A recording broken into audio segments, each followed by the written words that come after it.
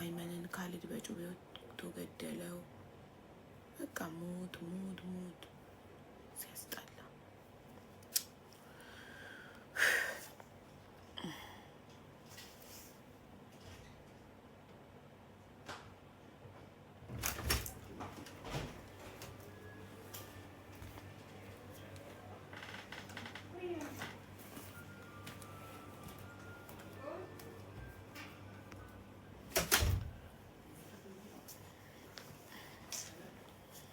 በቃ ጋይስ እኛ ከባለቤቱ ስንሰማ እናወራለን። እውነት ከሆነ ፈጣሪ ነፍሳቸውን ይማረው። በጣም ያሳዝናል። እውነት ከሆነ ከሳቸው በላይ እኔ ለልጅቷ በህይወት ለቀረችው ነው ማዝነው። አራስ ሆና እናትን የማጣት ድንጋጤ እንዴት እንደሚያደርጋት አላውቅም። እንዴት ይህንን ሀዘን አራስነቷ እንደምትቋቋሙ አላውቅም። በድንጋጤ ጡቷም ይደርቃል። ልጇንም ቴኬር ማድረግ አትችልም። እሷም ልጇም ትጎዳለች። እናቷ እውነት ሄደው ከሆነ እሳቸው ተገላገሉ። ይብላኝ በህይወት ላለ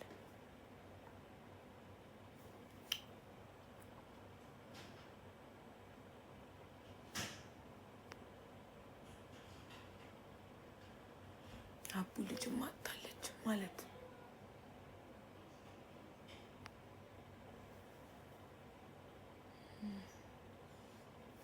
ደግሞ ድንገት ሲሆን ያስደነግጣል። አስታመን ስንቀበር ይቀላል ትንሽ። አዎ እውነት ነው። ድንገት ሲሆን በጣም ያስደነግጣል። አቡዬ ዛሬውን አይተሻል? ወላሂ ልጁን በቁመቱ አቃጠሉት። በእናትሽ በቃ መንታ ነበር የተባለችው ማለት መንታ ነበር የተባለችው። ታዲያ አንዱስ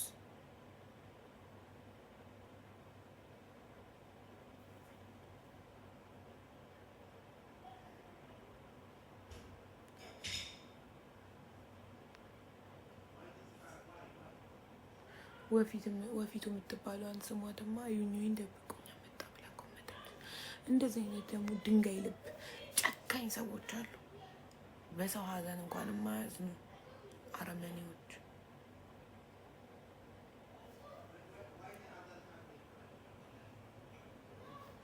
እኔም በድንገት ነው እናቴን ያጣሁት። አይዞሽን ጉዳይ የኔ እናት። ፈጣሪ አይሳሳትም። እሱ ሁሉን ነገር ሲያደርግ ምክንያት አለው። ከሱ የመጣ ነገር ሁሉ ትክክል ነው። ፈጣሪ ምንም ነገር ሲያመጣም ፈጣሪ በህይወታችን ምንም ነገር ሲሰጠንም ሲነሳንም ትክክል ነው። እሱ ተሳስቶ አያውቅም፣ አይሳሳትም። ምንም ነገር ማንንም ሰው ከህይወታችን ከወሰደ እሱ ብቻ ነው የመውሰድ ስልጣን ያለው። ከወሰደ ደግሞ ትክክል ነው፣ ንብረቱ ነው፣ መብቱ ነው።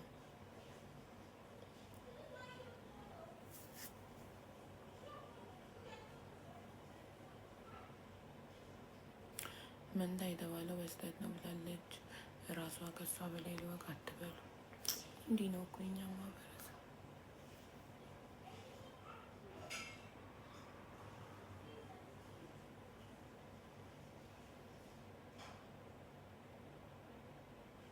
እውነት ከሆነ እኔ ቲክቶክ የሚባል አልጠቀምም። እኛ ሚዲያ ሮጣ ሳልጨርስ ፈጣሪ ወይ ድረስ ሰላገር ሰላም ብዬ ላይፌን ስከፍት መጥፎ ነገር ነገራችሁ እና አሁን በቃ ሰላማችንን መጠበቅ የምንችለው ሶሻል ሚዲያ ባለመጠቀም ነው። በከፈትን ቁጥር እከሌ ታረደ፣ እከሌ ሞተ፣ እከሌ ተቃጠለ፣ እከሌ እንዲሆነ በቃ መጥፎ ዜና ብቻ።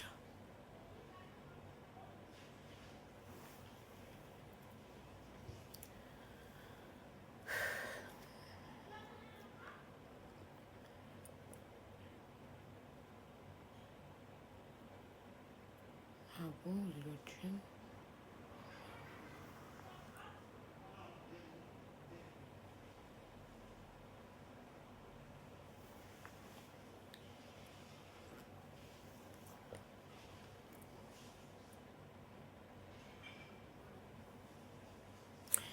የግል ህይወታችሁ ሚዲያ ላይ አትዘርግፉ። አይን ጥሩ አይደለም ማለች አንዷ።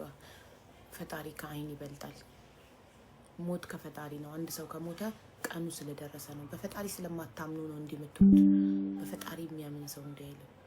ሰው ባደጋም ሞተ፣ ታሞም ሞተ፣ እንዲሁም ሞተ፣ በምንም ሞተ የሰው ልጅ ከሞተ ቀኑ ስለደረሰ ነው። አይን ገለመሌ ምናምን የሚባለው ነገር እኔ አላምንበትም። ለምን? በመቶ ፈጣሪ ስለማምን። ከሞትኩ ቀን ይደርሱ ነው። ከልጆች አንዳቸው ከሞቱ ቀናቸው ስለደረሰ ነው። ሞት ተጽፏል። ስንፈጠር ቀናችን ሲደርስ እንደምንሞት ተጽፎ ነው የተፈጠር ነው። ሞትን ይዘነው ነው የምንዞረው። ቀናችን ሲደርስ እንሞታለን። አይ ነው ምናምን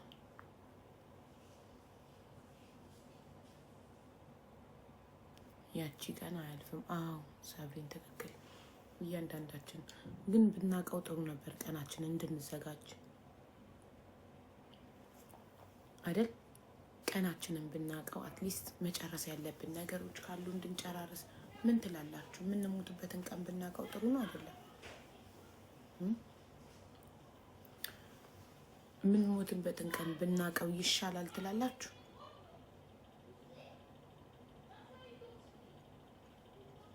ኖም የሚላለ የስ ምን ትላላችሁ?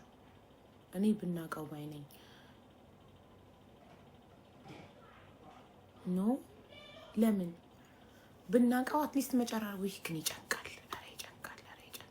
ደግሞ ክፉ ሰዎች ካሉ እኔ መሞቴ ካልቀረ እሷንም ገድያት ልሙት ብለው ቀናቸው ሲደርስ ከነሱ ውጪ እዚህ ምድር ላይ እንዲኖር የማይፈልጉትን ሰው አጥፍተው ይሞታሉ። አይ ፈጣሪ ትክክል ነው፣ አይሳሳትም። እንዳናቅ ያደረገው እሱ ትክክል ነው። እውነታችሁ ነው። ባናውቀው ነው የሚሻለው። ይጨንቃል በጣም። ፈጣሪ እኮ እንዳናቅ የምንሞትበትን ቀን እንዳናቅ ሲያደርግ ምክንያት ስላለው ነው። የሚመጣውን ነገር ቀድሞ ስለሚያውቅ ነው። ምናልባት እንደምንሞት አስቀድመን ካወቅን አይ ዶንት ኖ ጥሩ አይመጣም ነበር። ተስፋ እናረግም። አንደኛ ተስፋ እናረግም።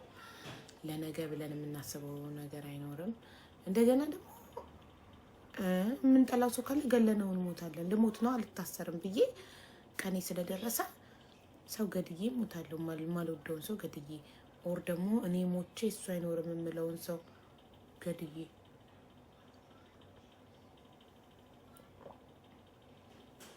አስገብኝ ታብታብ 200,000 ኮፒ ሊንክ 2,000 ሲገባ ነው ሰው ማስገባው። ታብታብ አለ። ቀናችንን ብናውቅ ጉብዝናና ብርታት ጥረት የለም፣ በጥቅሉ ተስፋ የለም። እውነትሽን ነው።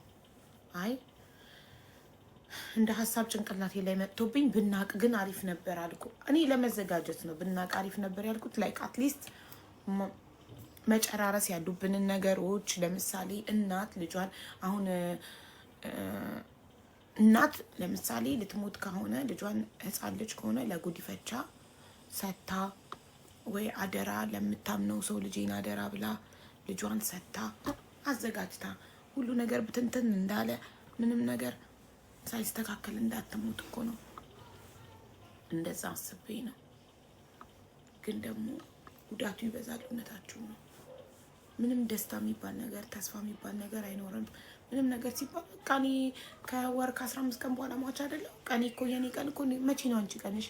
አስባችሁታል? ሞትን ቀላል እናደርገው ነበር። ላይክ መቼ ነው ያንቺ ቀን? ልክ እንደ በረራ እንደ ፍላይት ያንቺ መቼ ነው? የኔ በእንዲህ እንዲቀን ያንቺ መቼ ነው እንባባል ነበር።